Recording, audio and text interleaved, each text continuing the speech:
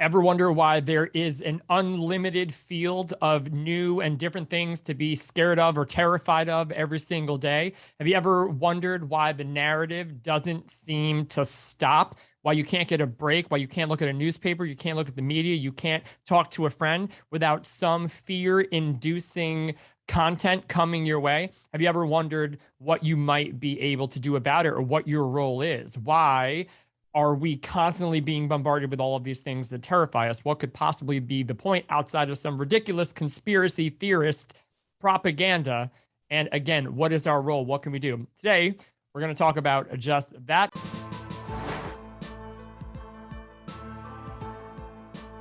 Thank you so much for joining me on the channel today. My name is Pat, and I help people expand their consciousness and navigate their spiritual or conscious awakening process because, let's face it, it is not an easy process. Most of what we understand happens to us was created from fear. It was created from a dialogue or a narrative of projections of fear that we walked around as a blank slate of consciousness. And all of a sudden, we're accepting all of these ideas and these belief systems from other people that are telling us to live in shame, to live in fear, to watch our step, that life's not easy, it's tough, and everybody's out to get us. And then we're also fed a narrative that says that we are one with the universe and God, and we are loved unconditionally, and everything is amazing. So like, we have these two dialogues, and we're like, what are we supposed to do with these?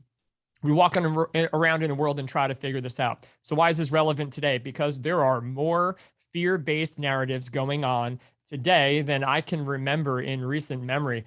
There are so many different things that if we are choosing to give our attention to them are going to consume us and really overtake our moment, overtake our day, overtake our life story and our experience, our narrative, if we let it. So I want to talk today about some of the things that can be challenging in this process of navigating fear, navigating your own inner fear and your own inner story that has been perpetuating itself inside of your reality every day, and then also the collective experience. So this, yes, I get better every week.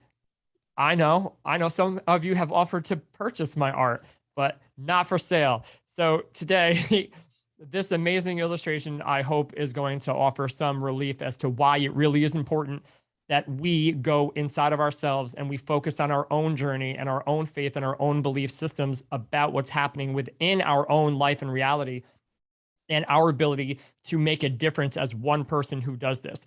Because the narrative can, again, consume and overwhelm you to believing that to take your personal responsibility to yourself, your choices to feel good, your response to things that are happening outside of and beyond your control, there is an overwhelming pressure from external sources to imply that anyone who does this is irresponsible. You're not informed. If you're not outraged, then you are not taking it seriously. You're not a part of this collective that wants to fight all of the bad things that are happening. And I will tell you that you can go back in our history, and there, again, as I said in the beginning of this video, there's an unlimited supply of things that we have been given to be scared of over and over and over and over and over and over and over again. Now, that does not mean that there aren't things that there actually are to be scared of. What it means is that the majority of things that we are being fed that we should be scared of is because certain humans aren't getting this idea right here, that there is no separation, that the ignorance of thinking that someone else is different and worse or better or this or that. Yes, it's real in the world. I understand we walk around in a world and this is what we see. But you guys are watching this channel and you guys are watching me and you guys are listening to content like this. So I know you get it, that is ridiculous. And that is the illusion that is perpetuating a reality that we walk in. It's not an objective truth that anyone is different or better. This is an idea. This is a concept. This is a reality that is an illusion, not because it's not real. So follow me on this, like where the paradox of people are like, what are you talking about? It's real. Like, look at how crap the world is. I get it. But when people are referring to, and myself included, when they're like, that's an illusion, it's difficult for people to pull apart the veil that says like, it can't be an illusion because here it is. Here's like, I got in a fight today at the blah, blah, blah, blah, blah, or I got in a fight over here, blah, blah, blah, blah. It's not that it isn't really manifested in the world. It's that the ideas and the concepts that are causing the manifestation to perpetuate in reality, that's the illusion.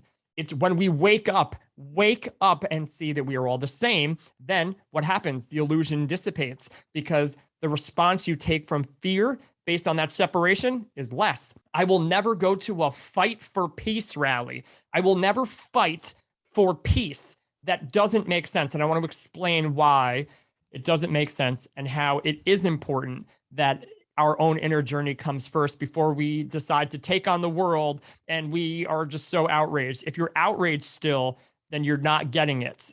And I mean that. If you're outraged, if you're still outraged that these ridiculous things are happening in the world and that there's powers that be that are trying to control and manipulate you and that people are creating things to keep us locked in a cage, if that is overwhelmingly outrageous to you, then you don't get it yet. It shouldn't be an outrage. It should be like, of course. Of course that's happening. Now, the difference between us being like, of course that's what's happening, and not emotionally responding with fear like everyone would want you to. And this is where like the shame and guilt comes in. So when someone's like, oh, this happened in the world, of course it did. Why are we outraged that these ridiculous things are happening? When you can see that, yep, that's happening. Here is why, and here's what I can do about it. The answer is not to fight these things or these people or these organizations that are keeping you in fear. It's not to fight that. Because as I'm going to explain here, the energy of fighting based on what you believe is right, even if you are, it doesn't matter. Fighting is putting that energy back out in the world, and it is bringing more of it to reality, to the universe. So this is where, when people are talking about higher consciousness, allows for things to be as they are, even if we do not like what we see, because that is the only way to transmute it. It's understanding that things are the way that they are because people lived in fear for a really long time. And because of that, there are some people at the top of some pretty powerful places, regardless as to what anyone thinks, that benefit from other people, the collective, being in fear, period. If you can't get that, then you're probably not listening this far. So I'm going to imagine we're on the same page here. So yes, there are places that amidst all of the absolutely relevant fear things, like things that are uncomfortable, things that we don't understand, like it's scary to not know. I get that. But when we are clearly being faced with people in the world that just can't get along, and then we all suffer from it, we get to choose what narrative we want to walk inside of. We get to choose to not play that game. I don't want to play that game. I don't care that you can't get along, even if it affects me. Here's what I can do about it. When there is a collective group of people that we're dealing with, this collective unconscious group of people, there are certain people in here that are sporadically presented as also waking up. You are one of them. If you're waking up, then you're starting to see the ridiculous nature of these loops that we keep finding ourselves in. The media that continues to pour all of this fear-based stuff to take anything that isn't great in the world and throw it and shove it down your throat so that everybody can talk about it all day at the water cooler and make more of it and make more of it and make more of it. If we can't see that this is what's happening, then we're losing already. But what's happening is that more and more people inside of this collective group are waking up. So what does that mean? It means that they understand that it's an inside game, and that to be outraged is, again, to create more of that which we don't want. To fight for something that you think is right creates more of the energy of fight. It just does. So now what do we do when we're talking about people that want to hurt us, places that want to? There are people in place now because they need to be very, very strong, capable human beings that are here to protect the people that are waking up right now, to protect us so that we can do what we need to do. And so it's not like, don't support this because they are going to war. Don't support this because they're fighting for this. Nope, we need everyone right now because that is the state of the world that we're in. But again, if you are outraged and want to fight, you're creating more of fight. So you, who are an awakened being in here and realizing that we can go inside to create the change that we want to see in the world because we're tired of the loops that we've been living in. We get it. We get it. We get the loops. We get the fear. We get the shame. We get the guilt. We get it from the collective saying that if you're not outraged, then you're the problem. That is not true. So if you're finding yourself not outraged at all these things that are going on, but wondering what to do, it's asking you to go inside to be the example of the thing that you want to see. We have more than enough of an example of what we don't want. We're done with it. How tired are you of this? The way we fix it is to go inside of yourself and shift your own consciousness and perspective to no longer need to emotionally or irrationally respond with the same energy. That's the trick. Here's the beginning of the trick of waking up consciously or spiritually. It is knowing that you don't like what you see and being able to respond from a higher state of consciousness, because that is what will continue to carry forward in other people that see you and go, how did you do that? Why did you do that? There's going to be specific people in here that are going to want to be, they're going to be drawn to you, and they're going to want to know how, amidst all the craziness, you're not watching the news 24/7 to see what the new narrative is. You're not flipping through the newspaper to see all the horrible things that are going on. That if you didn't do that for a month, I promise you, you would not be any less informed. I promise you. But it keeps you in a state of fear. Don't do these things that are keeping you in that state. That's not your natural state. You're not supposed to be in the sympathetic nervous system, fight or flight, every single second of your day, while narratives that you don't control are being fed and forced down your throat to keep you in that state, because you can't be creative when you're in that state. You can't enjoy your life when you're in that state. You're more likely to do what other people tell you who want you to do certain things when you're in that state. You're not in a place of being able to make choices for yourself when you're in a fear-based state. So this is where we really have to understand that there is a mind here. There's a collective mind that we are all a part of that has been in this process of making unconscious choices for a very long time. Then there is you down here. What can one little person do? Little old me. How can I affect this giant mass of the collective consciousness that is seemingly acting on its own narrative? What do? I want to fight.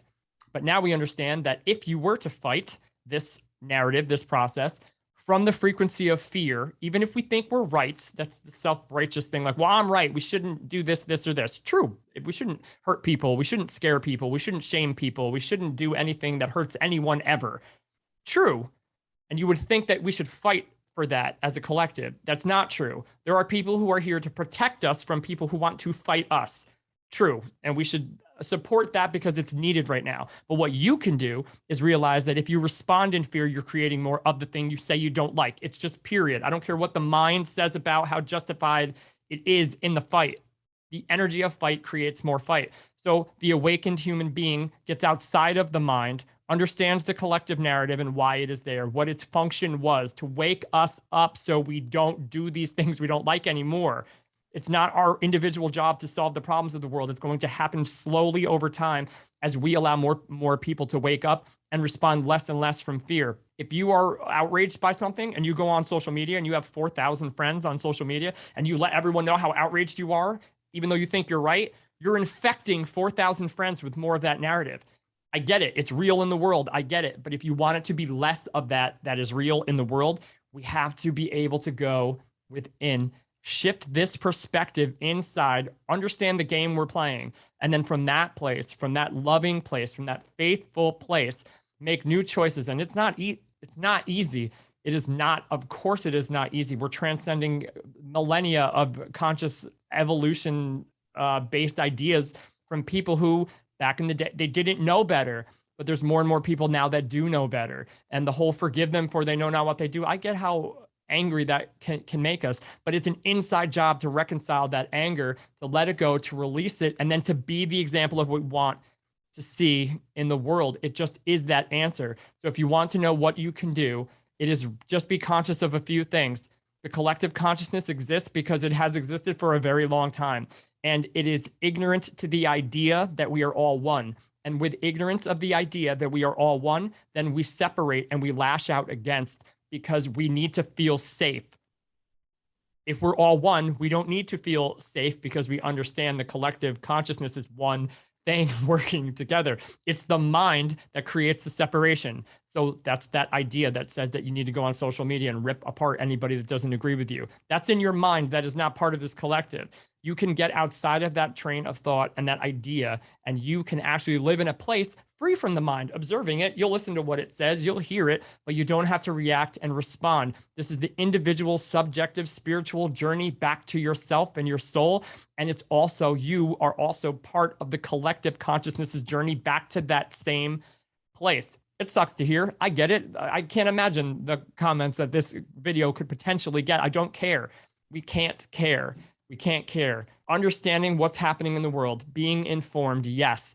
Understanding how passionately we do not want this to be a reality anymore, but not feeling overwhelmed or outraged by the fact that it's happening again.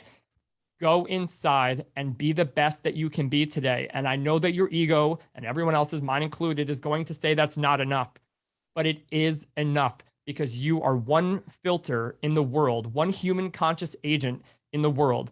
And the more you can allow that filter to put out into the world the vibration or frequency or emotion that you want to see more, that is what we need. We need all of these little circles here, little conscious people all over the world. We need more people to wake up and, regardless as to what they are seeing, to put out what they want to see. We just need more people to do that. I know it sounds so simple. That's what we need. If there were more people waking up and putting out what they wanted to see and not ignoring, but being fully aware of what we don't want to see. That's why we want to put out what we want to see, because we're done with this. We're done with this. Just like in voting, they're like, every vote counts, because if everyone said that they weren't going to vote, that, and they thought they were the only one, then look the effect it would have on your country or wherever you are. The exact same principle applies here. You count. You count. Your awakening counts. Your ability to transmute this energy towards love and acceptance and understanding and put that back out in the world, that counts. Everything you do today, it counts. It matters. You matter. This place is rigged so that nothing matters objectively, so that you can decide what matters for you. And that is how beautiful this place could be. We just need more people to wake up, to take responsibility, to speak out with love, not fear and outrage. We shouldn't be outraged anymore, because we just shouldn't be outraged. You guys get why we shouldn't be outraged anymore, that another narrative is happening where somebody doesn't like somebody in the world. How could we possibly be outraged anymore? We just have to do what we came here to do. What you came here to do.